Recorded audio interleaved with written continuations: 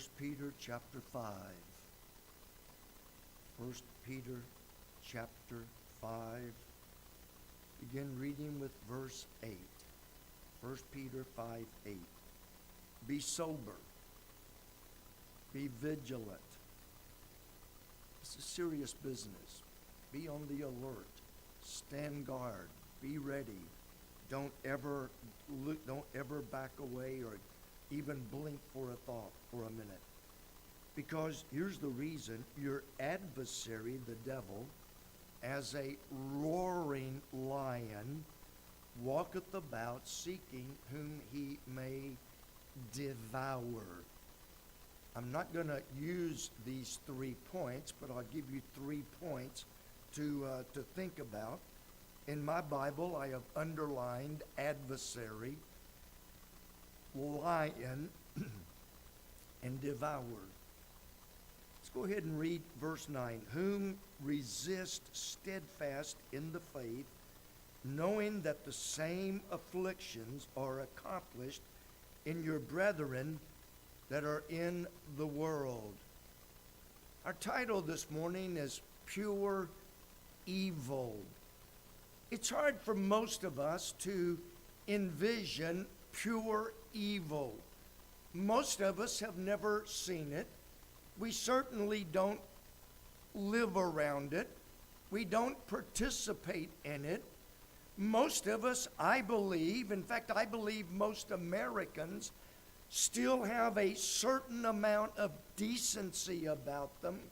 Although I see that number dwindling, I see wickedness rising, I still think there's a lot of people in America who at least have a basic set of morals and some sense of right and wrong.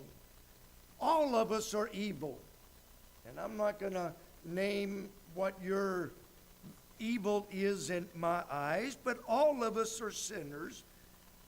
And our sins, humanly speaking, are minor compared to many people in the world. Now, I want to clarify, in the sight of God, sin is sin. There is no big sin, little sin. In the eyes of God, sin is sin.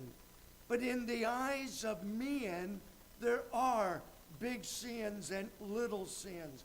Murder would certainly be worse than telling a imaginary, fictitious white lie.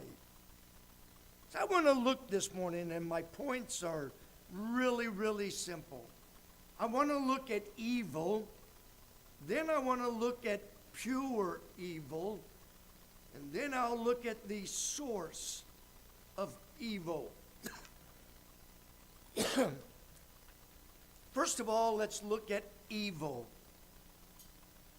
And I'm still getting used to the heat code switch, so some of you I know are freezing, some are burning up. I, for one, am on the warm side, so that's why I took my coat off. I want to, first of all, look at evil, and I've got this broken down into 2 categories. Under evil, there are what I call hate crimes, and then there are crimes of passion. We hear a lot about hate crimes today. We especially murder. They were killed because of a hate crime. A black person gets killed, they were killed because of a hate crime. And the list goes on and on. Asians and many other categories. In reality, every murder is a hate crime. Whether you're red, white, blue, pink, purple, or whatever, every murder, in some sense, is a hate crime. People absolutely hate other people because of their color or nationality.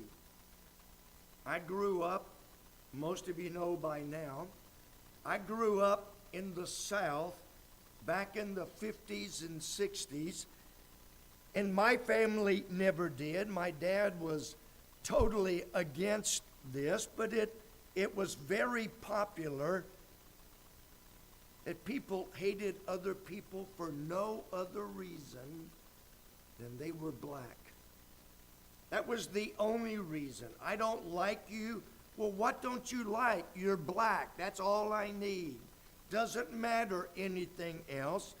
I remember hearing one man say that black people are not even human. They don't even have a soul. They're just animals. That's all they were. There's a book out, and I don't usually recommend books from the pulpit, but there is a book.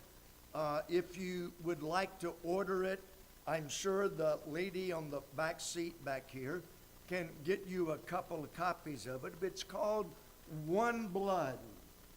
And it takes all of the Asians, the Hispanics, Latinos, it takes every nation and shows that every one of us, regardless of color or nationality, we all have one blood. I had surgery back recently, and one of the questions they asked, would you be willing to receive blood if necessary?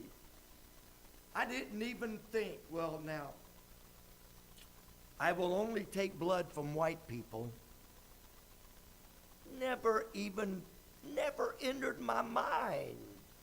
Because we're all one blood, and to hate someone because of their nationality or their color is sin, I think, against God and against humanity. But there are people who hate others for no other reason than their color or nationality. There are people who hate others because of their gender. And I'm not necessarily talking about gender identity. I will get to that in a minute. Let me be very clear. I don't want anyone to misunderstand. In the beginning, God created Adam and Eve. Period. He did not create Adam and Steve. He did not create Eve and Even. He did not, he created Adam and Eve. Someone sent me a thing in the email the other day, and I wished I had printed it, but you can see the lady on the second to the back pew. She's wearing a white sweater this morning. She'll be glad to send you the article. It talks about just how ridiculous we have become with this whole gender identity thing. God made male, God made female, God sanctioned marriage, and it's been God's plan and purpose from the Garden of Eden for male and female to repopulate the earth and to produce children. As much as I find the LGBTQIA plus infinity, I find them nauseated. I'm not going to kill them because I hate them. I don't hate them. I feel sorry for them. I pray that God will save them. I find their lifestyle despicable. I'm 100% in disagreement with the Muslims, the Catholics, the Church of Christ, the Methodists, right on down the list. But I'm not going to kill them just because they believe differently. And by the way, I do not believe, we are live streaming. I'm going to say it. I do not believe there is systemic racism in America. I think there's a few people that are racially prejudiced, but I don't think every one of us are racially prejudiced against someone else. Let me be clear. I believe and support our law enforcement officers 100%. I've thought about, and I may do it, I want to make sure, put it on my back of my car, I support all life, not just certain life matters. I support all life. Those are hate crimes. Then there are crimes of passion. Do not raise your hand, okay? Do not raise your hand. Please don't.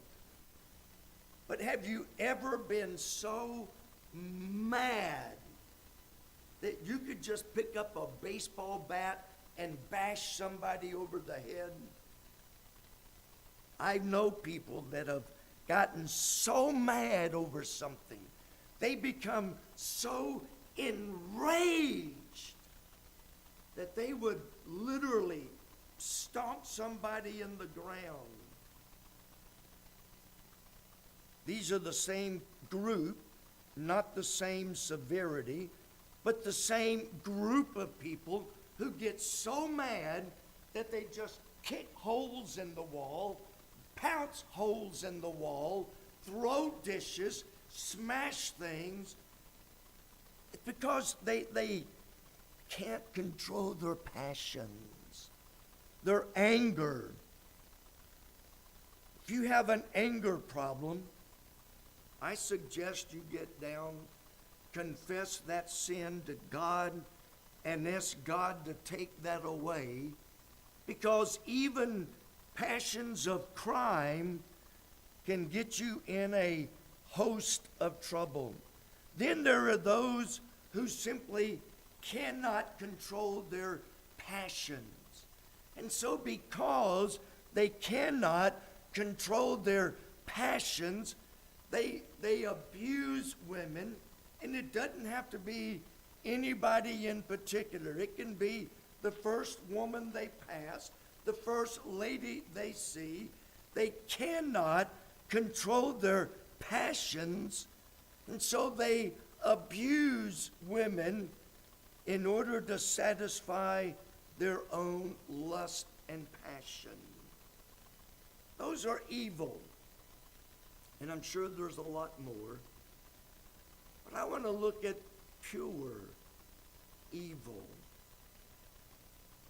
I really don't think most of us can really envision pure evil. I have asked myself many, many times,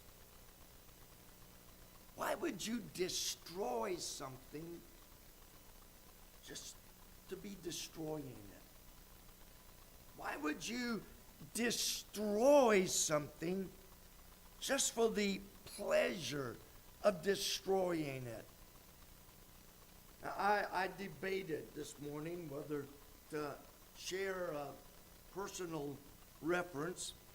I'm going to, because I think it shows the mindset of some of us versus the mindset of those that are pure evil.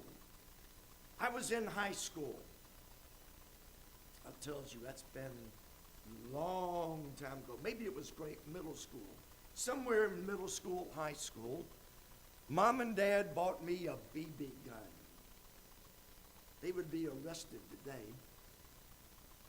And so I'm out, and we had this big, huge, fenced-in area where Mom raised chickens. In the back of that fenced area was a tree, and I can't remember if it was cherry or whatever it was. And all most beautiful birds used to fly in and land on that tree. So one day I was down there, and this beautiful bluebird or robin landed on the tree, and I thought, I bet I can hit it with my BB gun. I shot it with my BB gun. That bird fell to the ground, and immediately I was smitten with guilt. I mean, it bothered me. I had killed one of God's creatures for the sheer sake of killing it. I'm not talking about killing to eat it. Not talking about that. I'm not talking about killing rabid animals or wild animals. And just shooting that little bird with my BB gun bothered me and disturbed me for a long time. It just tore me apart, literally, that I had shot and killed one of God's creatures. My wife didn't even know that story. It tore me up. Imagine somebody who is so evil that they could kill a human being just for the sake of killing. Well, I better stick with my notes here. We see pure evil in Romans chapter 1. If you want to turn over, I'm going to be going through several scriptures. Romans chapter 1, start with verse 18. The wrath of God. The wrath of God. What on earth could make God so angry that he demonstrates his anger, his wrath? His wrath is revealed against all ungodliness and unrighteousness of men who hold the truth in unrighteousness. In verse 19, they're ignorant. There's no excuse for not recognizing God. In verse 20, everybody, no matter where in the world they are, if they're in the most remote jungles or in the biggest city in the world, there is no excuse for not recognizing God. God is visible everywhere. Now, beginning with verse 21, notice how evil these people are. When they knew God, they glorified him not as God. It's a willful, deliberate choice. They knew God. They chose to glorify him not. Neither were thankful. You live in a generation where everybody owes you. You owe me this. You owe me that. Kids pick up at a very early age. You owe me this toy. You owe me this gadget. You owe me.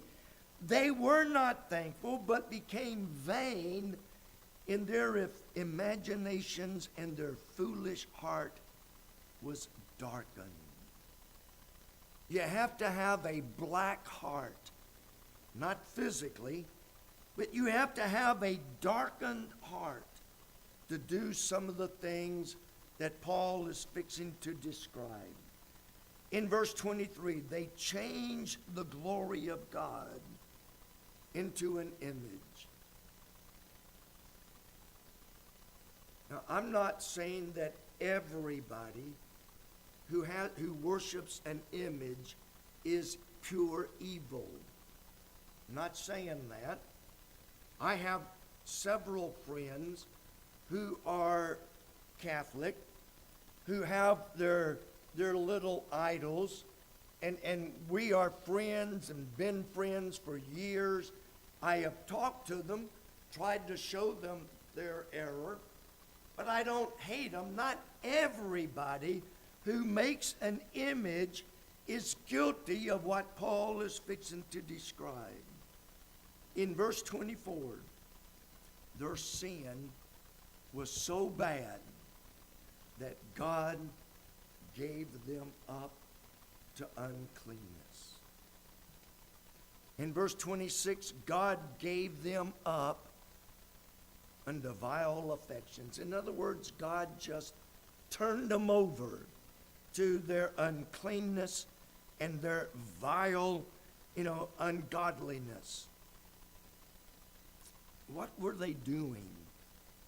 What is so evil, so pure evil, that God gave them up and said, I give you up.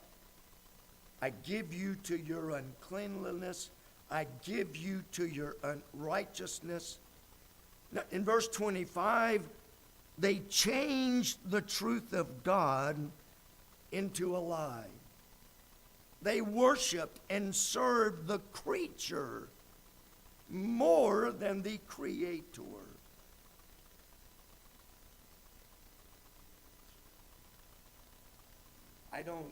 We don't eat a lot of beef in our house. Not because we don't like it. It's red meat, and when you reach a certain age, they take you off of red meat, all sugar, all all of those other things. They take you off of all of that stuff. The only thing you're left with is cardboard, and there's some question whether you can even eat that or not. But notice, in India, for example, they worship the cow. I don't eat a lot of beef, but I don't worship the cow. I don't bow down and say, oh, thou holy cow. Oh, holy cow. You're not supposed to say that, are you? Oh, thou holy animal. I worship you. There are people that worship the cow. You know the 10 plagues in Egypt? Did you ever study why God used those particular 10 plagues? Because the Egyptians worshipped every one of those things. So God said, oh, you want to worship frogs? I'm going to bring frogs till you learn to hate them. They worship the sun. God sent darkness upon the earth. Go through each of those 10 plagues. They changed the truth of God into a lie and worship the creature more than the Creator. He's going to get even more blunt. That's a general statement. Verse 26. For this cause, God gave them up unto vile affections. What are those vile affections, Paul? Women did change the natural use into that which is against nature. When God made male and female, He designed them physically to complement each other, to work together, to fit together, to make marriage together, and to procreate the earth.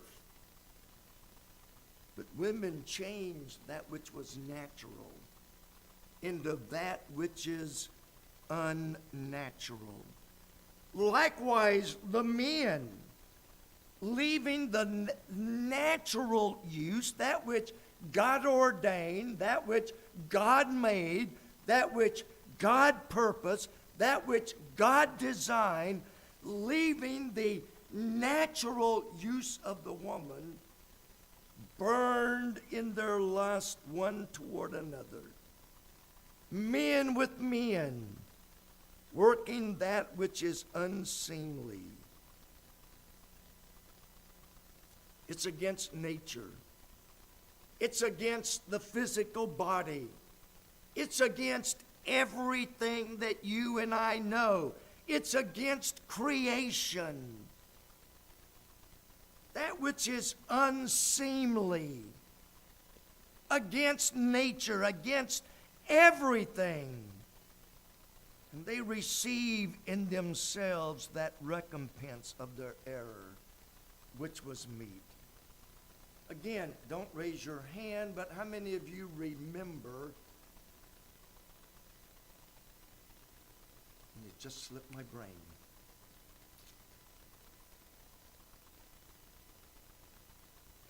Well, I'll think of it eventually. AIDS. I told you I'd think of it. When AIDS first came out, do you know it was almost exclusively among homosexual men? How many of you have heard of monkeypox? Most of you. You won't read this in the Cincinnati Enquirer. You will not read this in the Louisville Carrier. But did you know, again, almost all cases of monkeypox is found among homosexual men? You won't hear that on the news. Obviously, AIDS has spread now through a number of ways. When we were in Texas, one of our local police officers, I visited in his home before he died, young police officer. They had confiscated a car because of drugs. He was doing a drug search in the car, and you know how the back seat fits under the bottom seat fits under the back seat? You know how there's a ridge. He was running his hand, filling for drugs. They had put an infected needle in that little ridge. And when he's running his hand through, he cut himself with an infected needle. And I was there before he died of AIDS. Not through anything he had done wrong. Their sin spread to many of the population. Don't be deceived by monkeypox. It's right now, it is almost exclusively among homosexual men and lesbian women, but more men than women. They literally receive in themselves the recompense of the error. They have a way of killing themselves because of their evil ways. Even as they did not like to retain God in their knowledge, we don't want any part of God. We don't want to hear about God. We don't want to think about God. And we're going to shut down anybody that we can that believes in God. They didn't like to retain God in their knowledge. Again, a willful choice. And so because they did not like to retain God in their knowledge, God gave them over to a reprobate mind. Verse 29, being filled with all unrighteousness, fornication, any form of sexual deviancy, wickedness, covetousness, maliciousness, envy, murder, debate, deceit, and the list goes on. God gave them up to these sins because they were pure evil. It wasn't that they were ignorant. They were not ignorant. They knew God. They just chose not to retain God in their knowledge. They take great pleasure in torturing others. I told you, I know this is hard to imagine. I was so guilt-ridden over killing that one little bird. I never shot another animal to this day. My grandfather sent me out hunting one time, squirrel hunting. And he said, hey, go get some squirrels for us. Gave me a shotgun. I went back on his farm, and I'm doing all the right things. And I heard this squirrel. I sneaked it up on this squirrel right there, just about where that second pew is. I drew his bead, and he turned and looked at me, and his eyes just melted me. I took the shotgun, went back home, and I have never shot an animal since. They take pleasure in torturing others. No, I'm not a tree hugger. But when I probably could have shot him had he kept his back to me. But when he turned with those eyes and looked at me, they take pleasure in torturing people. And psychologists will tell you the majority of them started off torturing animals as children. And it's like, wow, this is fun. And then they grew up and began torturing people just for the sheer fun of it. They riot. They burn down buildings and loot and steal and destroy just for the fun of it. Well, the looting, if you saw the riots in Portland and some of those other cities a few years ago, they busted stores open. And it wasn't pure evil. They just said, oh, I can get a 60-inch TV simply by walking in and grabbing it. A lot of it was pure greed. But they think absolutely nothing about burning down the very stores that they buy their food from. Pure evil.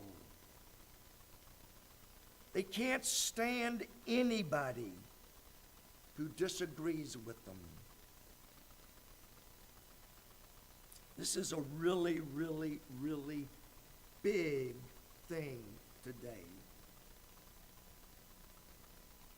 If you're going to talk about something that might be unpleasant to someone else, you have to give a warning and give them their free speech, their free space, so that you can say something and not offend them. Today, the big thing is gender identity. I lost count. I lost track completely. How many people have been fired because they used the wrong gender pronoun?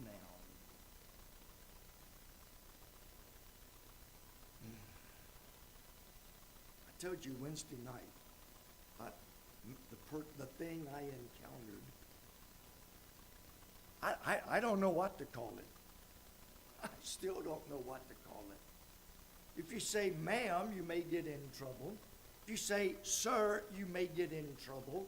If you say it, you will get in trouble. If you say he, she, you're going to get in trouble. And there are documented cases where people have been fired for using the wrong pronoun to refer to a transgender person. There have been people killed for saying something negative, distasteful toward the transgender. Did you know the LGBT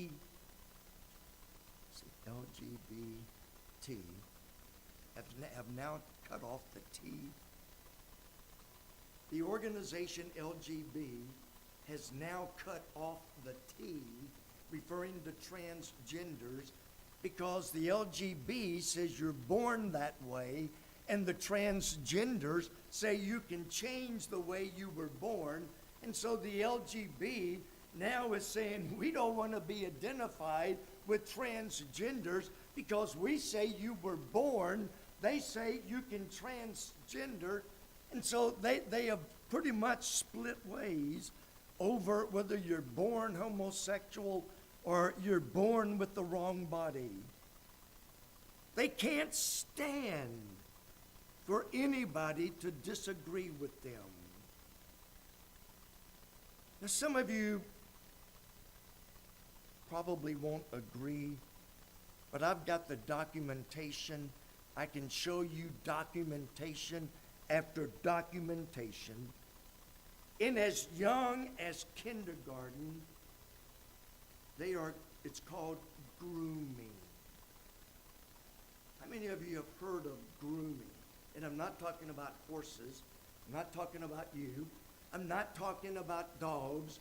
Grooming is where you take a young person, like I say, they're starting as young as kindergarten, first grade, and they groom them into the transgender organization.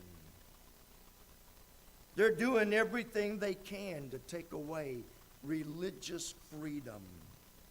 Thank God we've got a Supreme Court right now that understands the Constitution guaranteed the freedom of religion. But some of them say, we don't care about the Constitution. We don't care. We're going to shut down anybody that disagrees.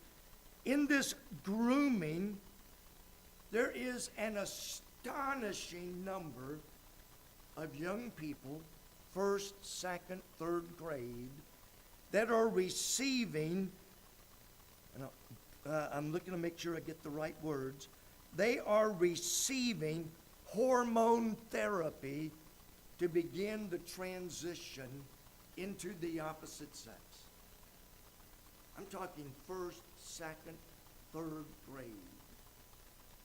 These people are pure evil. They are evil.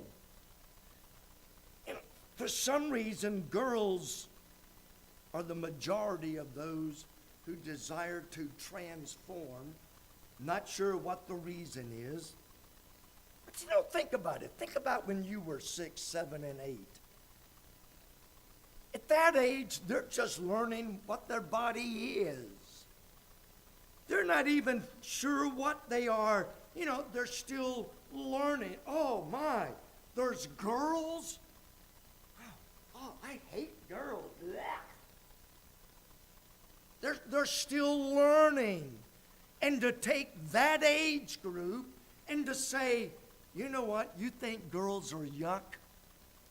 Maybe it's because you really are a girl. Oh, you hate boys? Maybe it's because deep down you resent boys, because deep down you really are a boy, and that's why you hate boys. Come on, at 6 years old, if you had said I'd kissed a girl at 6 years old, I would have thought you were out of your mind. Kids at that age are still exploring their own bodies. And as they get into the teen years, they struggle more with identity as their bodies begin to change. It doesn't mean they were born in the wrong body. It just means they're normal and they're growing and learning. Then there's body reconstruction.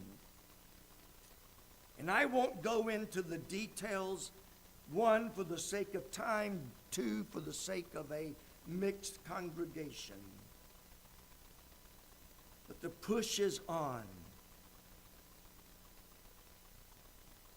to not only have hormone therapy, but to have surgery to change your birth sex or gender. And the pathetic thing is they can do it in many areas without even notifying the parents. They can't give your kid an aspirin without permission, but your child can have an abortion and they don't even have to tell the parents, and they can begin giving hormone therapy to your children, and they're not required in some areas, they're not required to notify their parents that you sent your kid to school as a boy, but when he comes home, he's going to be a girl. And they're doing it without parents being aware. They're teaching them to ignore their parents. Your parents are stupid. Your parents don't know what they're talking about. And I've been on this case for a long time, critical race theory or CRT. Your children, maybe not you directly, but children are being taught that if you're white, you're automatically a racist. I've got some very good friends that are black. One of my best friends in high school was black. I've got friends today that are black. I've got friends today that I don't hate because they're different. But if you're black, you're automatically a racist. And as a racist, it is their obligation to get rid of all of the racists, which means kill them. Pure evil hates those who are happy and love God. One of the identifying marks of Christianity, Jesus said, by this shall all men know that ye are my disciples, if ye hate one another. By this shall all men know that ye are my disciple, if ye love one another. Love is one of the foundation stones of Christianity. They are marked by hate. They hate anybody that is different. They hate anybody that is happy. Why else would you kill someone? Simply for disagreeing with you. If you own a house and a car and have a blue-collar job, you're a racist if you're white. If you're black, you're a traitor. They hate difference. They hate love. They hate religion that worships God. They hate free speech. Quickly, who is behind all of this? Well, Paul said, your adversary, the devil. This is where I struggle sometimes. I'll tell you why in a minute. The devil absolutely hates God and anything and everything connected to God. I can't even imagine such hate. It is so contrary to everything we know and believe that I can't envision, I can't imagine pure hate. Joy, peace, goodness are all characteristics of God. The devil hates joy. He loves hate and loves bitterness. And his desire is to do away with everybody that disagrees. The devil has tried to destroy everything good since creation. Now, this is where I've struggled. I still struggle even some today.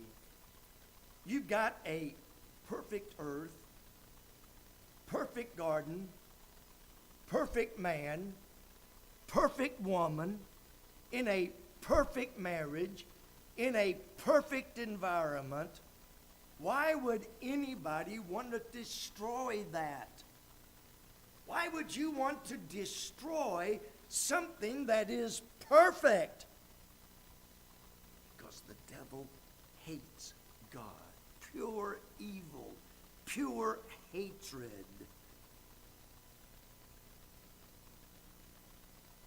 Why would the devil be trying so hard to destroy America? Now, I don't listen to Dr. John MacArthur very often. Some of you may not even know who he is. He's a very, very well-known national, international, conservative preacher. He's not Baptist, I don't think. He's not Baptist, but he is very conservative. And I don't listen to him much, but this morning I was coming to church, and I was running a little later than normal. And I turned on the radio, and Dr. MacArthur was on the radio. And he was talking about how that, and this is almost a quote, he said, I believe God is about to do something major with America. We have turned our back on God. We have turned our back on anything and everything worthwhile. We have promoted the killing of babies. We have promoted the woke movement. We have promoted CRT. We have promoted abortion. We have promoted all of these things. He said, I believe God is fixing to do something catastrophic with America. Why would anything want to destroy a country where you are free to believe anything you want to believe? Oh, Satan can't have that. Satan hates God with a pure hatred, and Satan's followers hate everything that is pro-God. They hate it with a perfect, pure, evil hatred. That's why there's so much attack going on against the home.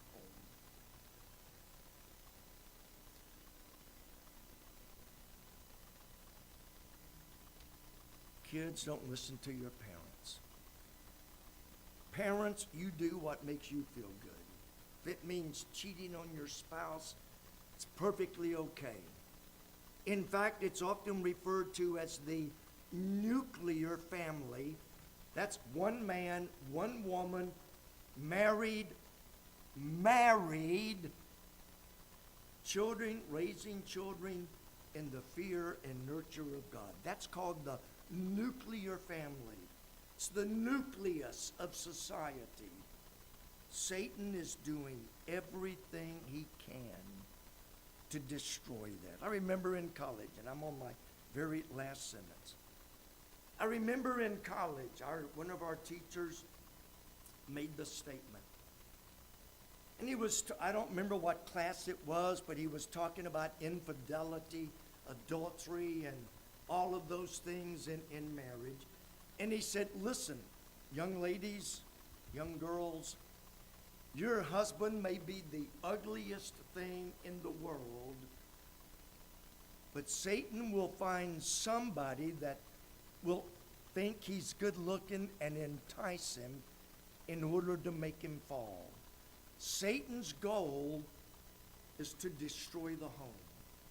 And he will use anything and everything in his reach to destroy the home, which was the foundation of society. It's the foundation of the church.